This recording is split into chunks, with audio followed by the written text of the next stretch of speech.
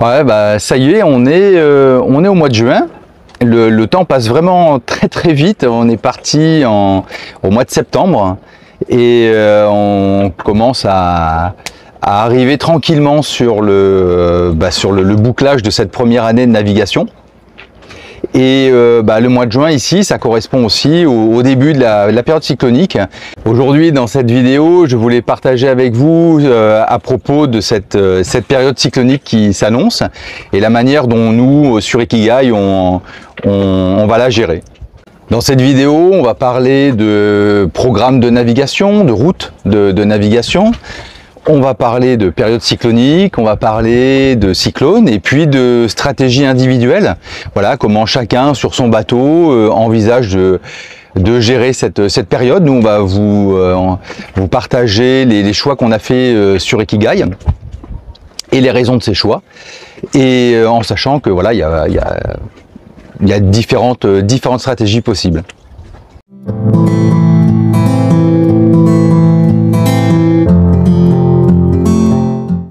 Bienvenue sur Ikigai Voyage, la chaîne où on parle de voile, de voyage et de changement de vie. Allez, on va commencer avec les programmes de navigation. Là, je vais distinguer deux cas de figure. Le premier, c'est le fait de partir pour une durée déterminée, 1 an, 2 ans, 3 ans, 4 ans ou plus. Et le deuxième cas de figure, ce serait le fait de partir pour une durée indéterminée. On part et on ne sait pas à quel moment on va décider de rentrer. Et pour certains, la décision de ne pas rentrer. On peut très bien se dire, je fais mon tour du monde, et puis là où je suis bien, je m'installe et je poursuis ma vie à cet endroit-là, ou alors je continue à naviguer en permanence.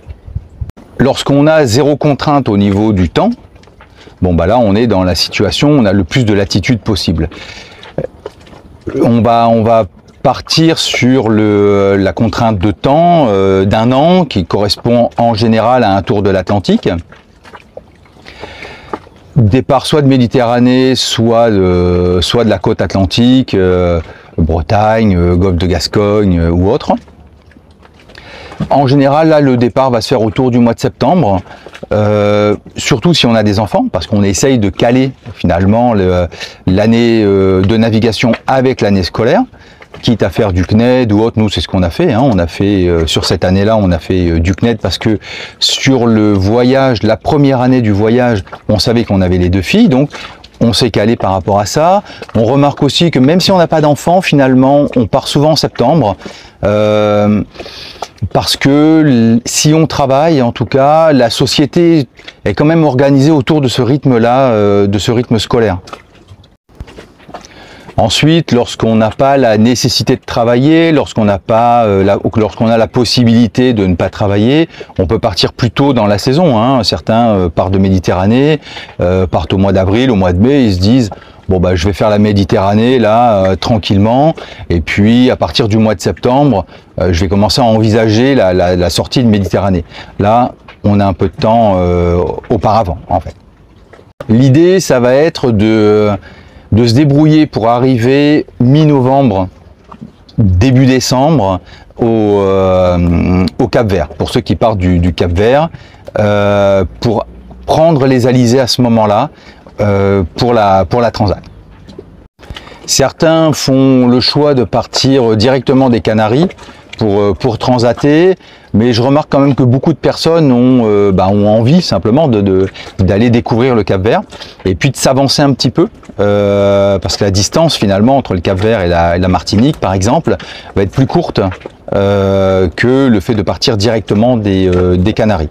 Mais très souvent, on a envie d'aller au Cap-Vert. Nous, c'était notre cas. On avait envie d'aller au Cap-Vert, de découvrir aussi cette parcelle-là, cette partie-là. Et beaucoup de personnes regrettent, par exemple, de ne pas avoir passé suffisamment de temps au Cap-Vert. Ensuite, il y a la transat. Et là, il y a où est-ce qu'on arrive? Soit on arrive en Martinique, soit on peut arriver à la Barbade. Et d'autres choisissent d'arriver plutôt par le sud, Trinidad, Tobago ou directement à Grenade. Alors ensuite, ça va déterminer finalement le circuit qu'on va faire par la suite. Si on arrive directement par Grenade, par exemple tout au sud, bon bah là c'est facile, hein, on va faire que remonter l'arc caraïbéen jusqu'aux Bahamas par exemple, et il suffira d'étaler finalement la progression vers le nord en fonction du timing qu'on va se donner. Si on arrive la Barbade, donc ce qui se passe c'est qu'on arrive à la Barbade, on peut, un peu comme pour la Martinique d'ailleurs, on peut décider de descendre sur le sud pour aller voir les grenadines et ensuite de remonter. C'est aussi une option. Dans la pratique, chacun décide de son programme hein, et décide de la route qu'il va vouloir suivre. L'idée, lorsqu'on est sur un tour de l'Atlantique, ça va être quand même de se débrouiller pour être autour des Açores au mois de juin. Voilà, alors qu'on part directement de Guadeloupe sur les Açores, qu'on monte aux Bahamas, ensuite qu'on passe sur les Bermudes et qu'ensuite on repique aux Açores, l'idée c'est que autour du mois de juin, c'est bien d'être juste avant ou juste après les Açores parce que on va devoir tenir compte de cette saison cyclonique. C'est pas pour rien hein, que la plupart des tours de l'Atlantique se font comme ça et sur ce timing-là. On prend les alizés au mois de décembre pour arriver dans les Caraïbes et avoir un maximum de temps à passer pendant la saison sèche hors cyclone sur l'arc caraïbéen. Et puis on repart au mois de juin avant la saison cyclonique aux Antilles pour profiter des bonnes conditions météo pour traverser l'Atlantique dans le sens ouest-est. Voilà. Donc là on est sur quelque chose d'assez classique et finalement on évite complètement la partie cyclonique et toute la saison humide qui va commencer ici aux Antilles à partir du mois de juin et qui va se terminer à peu près au mois de novembre. Alors la question de la saison cyclonique, elle va se poser quand on va rester plus d'un an finalement au niveau des Antilles. 1 an, 2 ans, 3 ans en fonction de son programme. Alors cette saison, elle va partir globalement du mois de juin et s'étaler tranquillement jusqu'au mois de novembre. Le gros pic, c'est à peu près septembre, donc on va englober sur le gros de la saison août, septembre, octobre. Voilà. Alors avec le réchauffement climatique et puis les aléas climatiques, il peut très bien se passer quelque chose très tôt dans la saison ou très tard dans la saison. C'est pas une science exacte non plus. Le programme qu'on peut avoir lorsqu'on part plus d'1 an et lorsqu'on sait qu'on va rester 1 an, enfin 2 ans, 3 ans au niveau des Antilles, ça peut être par exemple d'arriver à la Barbade et de se dire je vais monter tout de suite dans le nord. Monter le plus haut possible dans le nord pour ensuite redescendre et arriver au niveau de la Martinique à peu près au mois de juin pour faire toute la partie sud Caraïbes sur la période qui va être plutôt la période cyclonique. Sur Ikigai, on a pris une autre option lorsqu'on est arrivé en Martinique le 31 décembre. Ça a été de partir tout de suite dans le sud et de passer du temps dans le sud des Caraïbes, c'est-à-dire globalement les Grenadines et jusqu'à Grenade.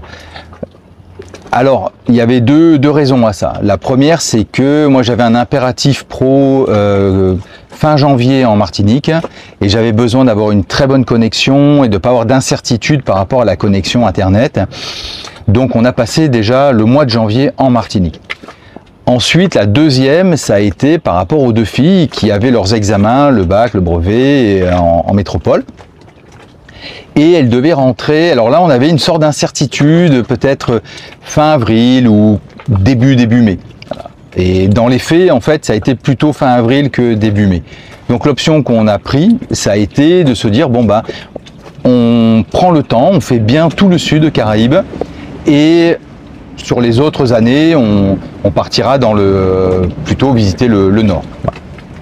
Lorsqu'on regarde une carte sur les trajectoires des cyclones, pour le gros de la période, c'est-à-dire autour du mois de septembre, au niveau des Antilles, on s'aperçoit que globalement le cyclone part de l'est, on va dire sur une latitude à peu près au niveau du Cap-Vert, et va partir vers l'ouest, vers les Caraïbes, et va avoir une trajectoire où il va monter vers la Floride. Voilà, c'est un petit peu une trajectoire d'abord horizontale et puis ensuite ça monte comme ça au-dessus de la Floride.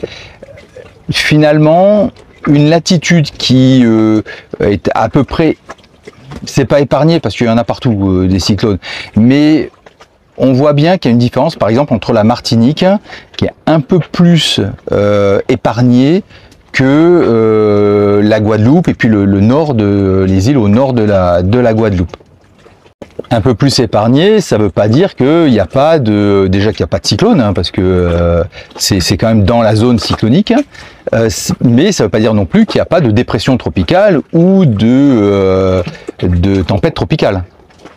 Après, en termes de stratégie, soit vous décidez de rester là où vous êtes, donc vous avez intérêt à trouver un trou à cyclone, un endroit qui va être relativement abrité du vent et abrité des vagues, parce que sur le cyclone, une des problématiques, ça va être les vagues.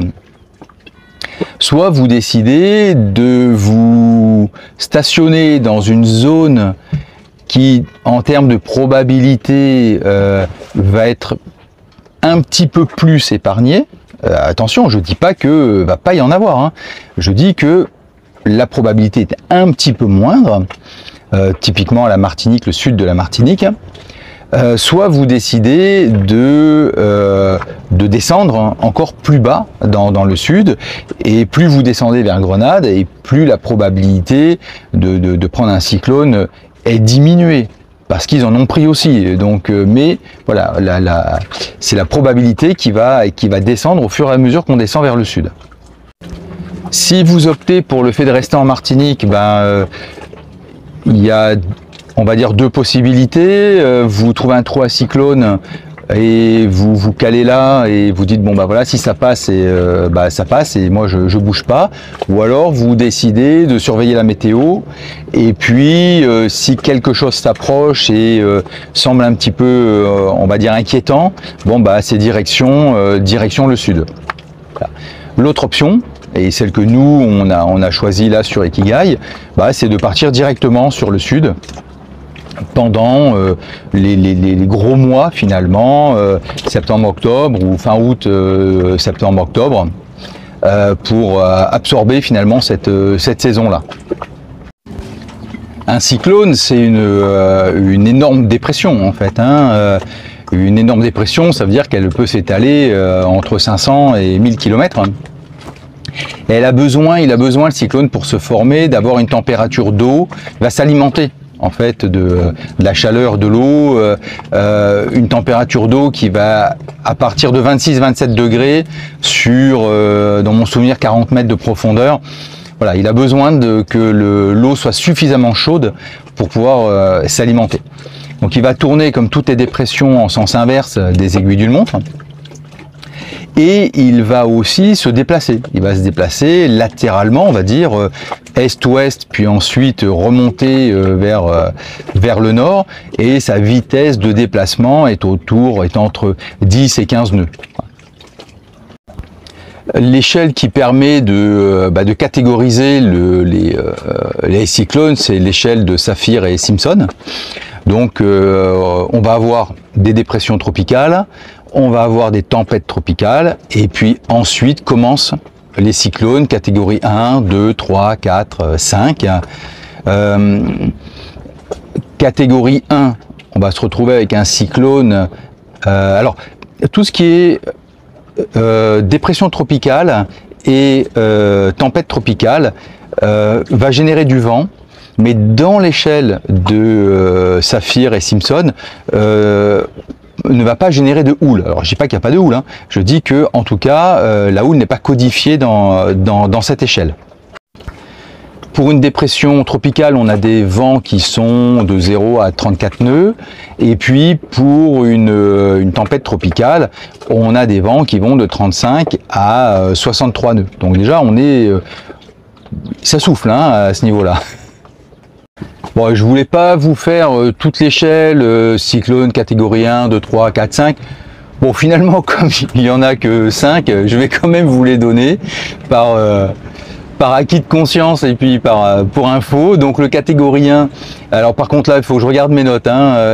La force de vent c'est 64 nœuds à 82 nœuds et ça va générer une onde qui va aller de 1,20 m à 1,70 m.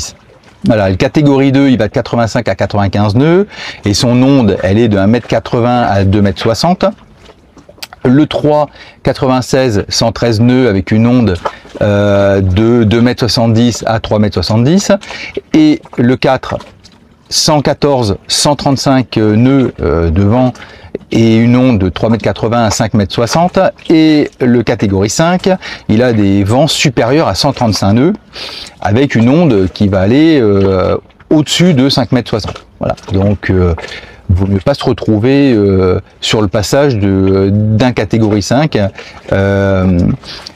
en termes pour pas être trop secoué, quoi, on va dire. Alors juste une précision, je vous disais que évidemment la dépression tourne dans un sens anti-horaire, mais on est dans l'hémisphère nord. Là je parle pas de l'hémisphère sud. Pour avoir des ordres de grandeur, l'œil du cyclone, qui est une zone calme, elle peut faire entre 50 et 100 km. Donc on est vraiment sur des choses qui sont très très grandes. L'onde, la houle générée par le cyclone, elle se déplace plus vite que le cyclone et elle peut arriver, elle peut avoir une avance de parfois 3 jours avant l'arrivée du cyclone. En termes de vigilance, ça veut dire que c'est une prise de météo pendant la période cyclonique. Alors, en bateau, on prend tout le temps la météo. Je dis ça, mais c'est vrai qu'on prend tout le temps la météo. Mais là, on va prendre la météo en allant également sur des sites qui traitent le sujet des cyclones. Donc, c'est une météo prise quotidiennement. Et une zone d'alerte finalement lorsque le cyclone va arriver à 1500 milles nautiques, c'est-à-dire à 4 jours de là où on va se trouver. Pour la zone Antilles, c'est le NHC, c'est le National Hurricane Center de Miami, qui est en charge de la surveillance et de la diffusion finalement des bulletins, soit par voie classique, VHF, Navtex, etc., ou alors sur leur site internet. Un autre point, ça va être que les cyclones de fin de saison ont des trajectoires un petit peu plus difficiles à prévoir, et que les dépressions tropicales en fin de saison aussi se forment un petit peu plus proches des Antilles, ce qui réduit finalement le délai d'anticipation. Voilà, donc du coup on n'est plus sur 4 jours, on va être sur 2 jours. Alors les conduites à tenir, une fois qu'on a à part le suivi de la météo, mais une fois que la dépression arrive, alors soit vous êtes en mer, et là il faut partir le plus sud possible et le plus perpendiculaire possible à la trajectoire du cyclone. C'est la trajectoire qui va vous en éloigner le plus. Soit vous êtes sur un abri. Bon là c'est renforcement des amarres, des lignes de mouillage. Alors ce qui est préconisé, c'est plutôt de rester à bord justement pour pouvoir faire face à la situation. Ça veut dire pouvoir en permanence continuer à sécuriser le mouillage, pouvoir aussi évacuer l'eau, l'eau de pluie, les pagaies de mer également, et puis pouvoir surveiller le bon arrimage de ce qu'on peut avoir sur le bateau, le matériel, et puis sécuriser tout ça. La stratégie qu'on a choisie pour cette année, en tout cas, sur Ikigai, donc là on est courant juin, on est mi-juin, donc ça va être de coupler finalement 2 temps de la vie du bateau, c'est-à-dire un temps de préparation et puis un temps de carénage. Voilà. Donc le temps de préparation va consacrer juin-juillet, et un temps de carénage qui va être plutôt dans le courant du mois de novembre. Voilà. Et certainement donc au sud Caraïbes, ça veut dire peut-être Cariacou, Grenade, on n'est pas encore fixé à ce moment-là. La préparation du bateau, on se retrouve un petit peu dans la configuration dans laquelle on était avant de partir. Voilà, donc ça veut dire entretien du bateau, révision moteur, etc. Donc là, l'outil pour moi, ce sont tous les carnets d'entretien qu'on a, et voilà, révision du dessal, révision, toute cette partie-là. Et puis l'autre partie, c'est la partie transformation, optimisation. Donc vous connaissez un peu ma manière de fonctionner, hein. Moi j'adore les petits cahiers, alors je vais vous montrer ça. C'est des cahiers comme ça, des cahiers d'école, hein. Alors j'aime bien noter le lieu où je suis, ou en tout cas le lieu où j'ai identifié ce qu'il fallait que je fasse. Ensuite je le décris soit avec des schémas, soit avec ce que j'ai à faire, et puis à chaque fois que je le fais, je mets la date, hein. Voilà, et comme ça je suis sûr de rien oublier, parce que des idées, il y en a quand même pas mal. Bon, après il faut les mettre en œuvre, et puis il faut se rappeler à quel moment et où on les a mis en œuvre. Donc pour moi c'est un format qui me convient bien, le format cahier. Après ça peut être sur n'importe quel support, hein. En tout cas c'est comme ça que je vais être sur un entretien du bateau et une optimisation finalement du bateau la plus efficace. Et j'aime bien noter, parce qu'en fait entre le moment où je m'aperçois qu'il y a quelque chose qu'on peut améliorer ou modifier, et puis le moment où je peux le faire, parfois il se passe plusieurs semaines. Alors souvent c'est en nav, je m'aperçois, tiens, en nav, ça on pourrait peut-être l'améliorer, je le note, et puis parfois il me faut après plusieurs semaines, simplement parce que les matériaux sont pas disponibles ou autre, hein. Mais bon, ça après chacun a sa manière de fonctionner. L'autre point sur lequel on bosse en ce moment, toujours dans la partie préparation, c'est une réflexion autour des lignes de mouillage. Donc on l'avait déjà eu avant de partir, voilà, quelles sont les différentes lignes de mouillage, et puis comment elles peuvent jouer en complémentarité, et toutes les procédures de mise en œuvre aussi, arriver à les formaliser sur des fiches process qui permettent juste d'avoir une procédure à suivre lorsque les conditions deviennent un peu plus compliquées, et où finalement la capacité de raisonnement peut être un petit peu altérée par un niveau émotionnel un peu trop fort. L'autre élément sur lequel j'avance un petit peu, c'est le temps qu'on est en tout cas ici. Ça va être toute l'anticipation du carénage. Alors je connais pas exactement la date, hein, ça sera certainement en novembre, fin novembre. On verra bien aussi en fonction de la météo et de là où on va être. Mais en tout cas, voilà, anticiper tout ce qui va être achat de matériaux.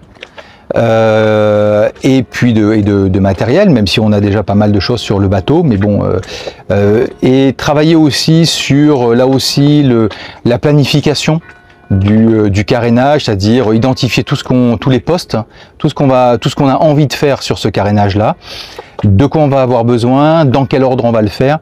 Ça permet de minimiser aussi le temps, qu'on passe avec le bateau sur la zone technique. Alors ça concerne la vie du bateau. Maintenant, il y a notre vie à nous. Et on a notre second fils qui va arriver là dans quelques jours pour 15 jours. Donc ça va être sur la fin du mois de juin. Donc là aussi, ça va être lui faire découvrir l'île, naviguer un petit peu avec lui. Et ensuite, on a notre premier fils, celui qui était un de nos équipiers pour la Transat, qui revient peut-être fin août, début septembre, en fonction de la date à laquelle on va décider de descendre dans le sud.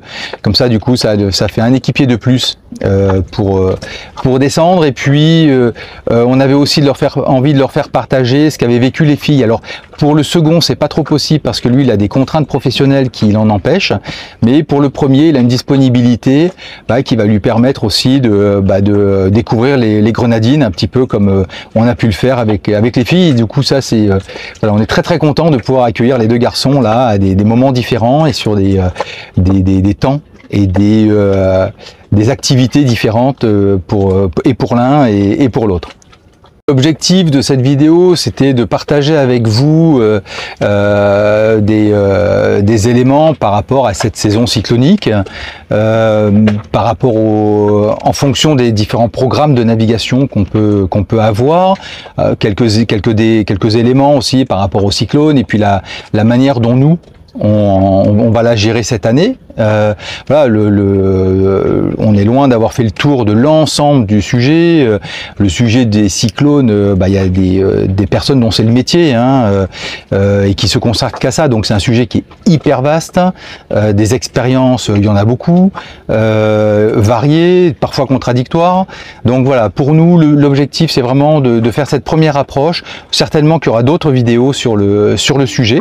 Si cette vidéo vous a plu, pensez à la liker, à vous abonner, à la partager. Et moi, je vous dis à bientôt pour une prochaine vidéo.